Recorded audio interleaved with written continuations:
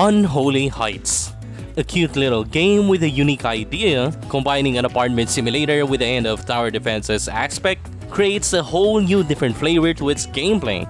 Handling a variety of different monsters' needs while setting up which monsters are best suited for defense. Whether having durable tanks of undead skeletons or the life-stealing zombies, Beastman's rapid attacks, or you could go for the rich little chickies. Financing your apartment's needs and resupplying them with elixirs to heal them up. I know the game looks and plays quite simple, but surprisingly, it has its depth for a cute little game. Much like the same games with Magic Pendule and Graffiti Kingdom on the PS2.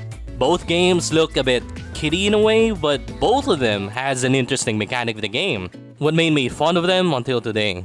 Although revisiting an old game like this was both a treat and a challenge it can be, having to endure the untimely deaths of my monsters while not trying to abuse the save and load function of the game this time.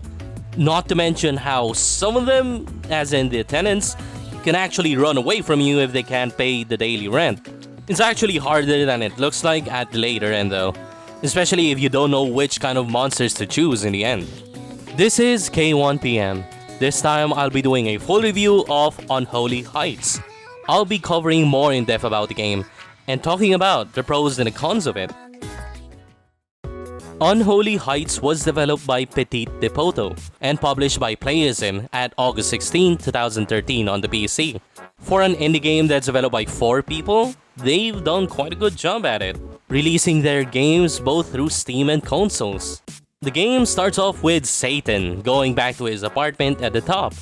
Now, as the player, managing an apartment can be a bit complicated than how it looks. Placing the right furnitures depending on the type of monsters, setting up the rent costs, and handing out the tenants' needs can be a bit troublesome at the start.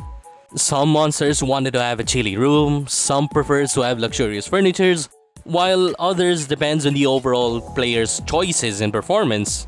Such as when it comes to the undead monsters. They would love the apartment as long as you constantly win from any human raids.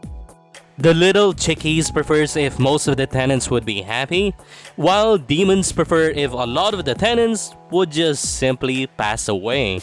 Quite the opposite of how demi-humans think. This is why both of them ends up hating one another. Both of them are strong in their own kind of way, but can't exactly have them both in the long run. Gotta have to choose which monsters, races you have to prioritize. A single playthrough isn't enough to have them all. The more you appeal towards them, the more different kinds of monsters would be available. While considering there's different types of monsters and humans available in the game, it can be a bit tough for the first time to handle the whole thing. There's gonna be a lot of monster deaths and a few failed defense at the start. Gonna have to get used to cheesing the game, ambushing the humans on different floors alone, especially when handling the other difficult quests in the game.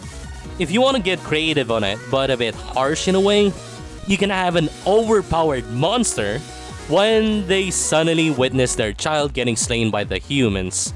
Yeah, that happened to me accidentally. First time I've seen it, honestly. Now, when it comes to handling the quests, it's usually a standard thing. Start any quest you pick, then start defending from them through different waves. In some aspects, the game can be creative of its description, such as with the quest with Vangolier. Kill him the first time, then he'll revive into a different one, but in a different body.